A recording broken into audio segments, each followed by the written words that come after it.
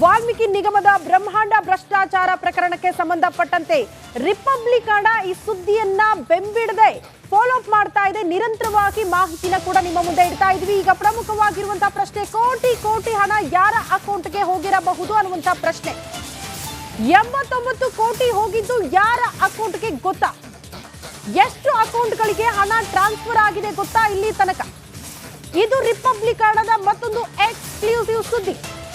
ವಾಲ್ಮೀಕಿ ನಿಗಮದಲ್ಲಿ ಆಗಿರುವಂತಹ ಬ್ರಹ್ಮಾಂಡ ಭ್ರಷ್ಟಾಚಾರಕ್ಕೆ ಸಂಬಂಧಪಟ್ಟಂತೆ 87 ಕೋಟಿ ಯಾರ ಅಕೌಂಟ್ಗೆ ಹೇಗೆ ಹೋಗಿದೆ? ಬರೋಬ್ಬರಿ 89 ಕೋಟಿ 700 ಬ್ಯಾಂಕ್ ಖಾತೆಗಳಿಗೆ ಹೋಗಿದೆ. ದನ ಕುರಿ ಮೇಯಿಸೋರ ಹೆಸರಿಗೂ ಕೂಡ ಲಕ್ಷ ಲಕ್ಷ ಹಣ ಟ್ರಾನ್ಸ್ಫರ್ ಆಗಿದೆ.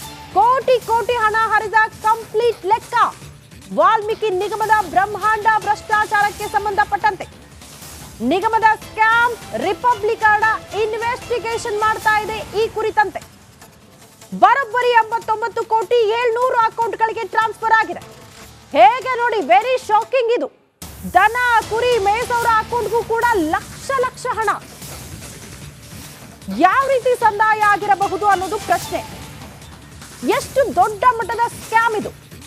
ಹಾಗಾಗಿ ರಿಪಬ್ಲಿಕನ್ ಪದೇ ಪದೇ ಹೇಳ್ತಾ ಇರೋದಿಷ್ಟೇ, ಒಬ್ಬ ದಕ್ಷ ಪ್ರಾಮಾಣಿಕ ಅಧಿಕಾರಿಯ ಜೀವ ಹೋಗಿದೆ ಇಂಥ ಕೋಟಿ ಕೋಟಿ ಅವ್ಯವಹಾರದಲ್ಲಿ. ಯಾರೋ ಮಾಡಿದ ತಪ್ಪಿಗೆ ಇನ್ಯಾರಿಗೂ ಶಿಕ್ಷೆ ಆಗಿದೆ. ಹಾಗಾಗಿ ಆ ದಕ್ಷ ಪ್ರಾಮಾಣಿಕ ಅಧಿಕಾರಿಗೆ ಆ ಸಾವಿಗೆ ನ್ಯಾಯ ಸಿಗಬೇಕು ಅಂದ್ರೆ ತಪ್ಪಿತಸ್ಥರ ವಿರುದ್ಧ ಕ್ರಮ ಆಗಲೇಬೇಕು. ಇಲ್ಲಿ ತನಕ 11 ಜನರ ಬಂಧನ ಆಗಿದೆ.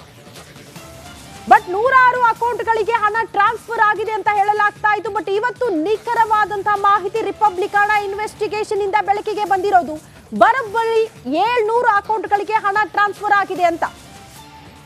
ಬರೀ ಉಳ್ಳವರು ಅಥವಾ ಈ ದಂಧೆಯಲ್ಲಿ ಕೋಟಿ ಕೋಟಿ ಅವ್ಯವಹಾರದಲ್ಲಿ ಭಾಗಿಯಾದವರ ಅಕೌಂಟ್ಗಳಿಗೆ ಮಾತ್ರ ಟ್ರಾನ್ಸ್ಫರ್ ಆಗಿದೆಯಾ?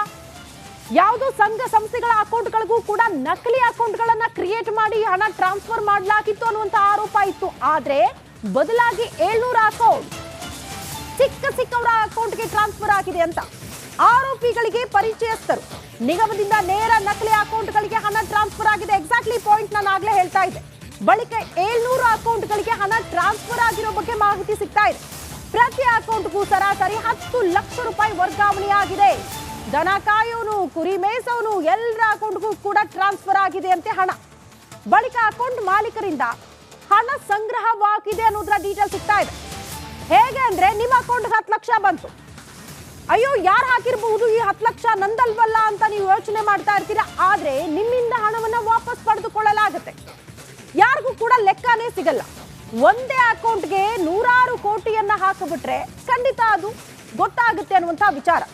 ಹಾಗಾಗಿ ಸಿಕ್ಕವರ ಅಕೌಂಟ್ಗಳಿಗೆ ಹಣ ಟ್ರಾನ್ಸ್ಫರ್ ಆಗಿತ್ತು ಅನ್ನುವಂತಹ ವಿಚಾರ ಬೆಳಕಿಗೆ ಬರ್ತಾ ಇದೆ.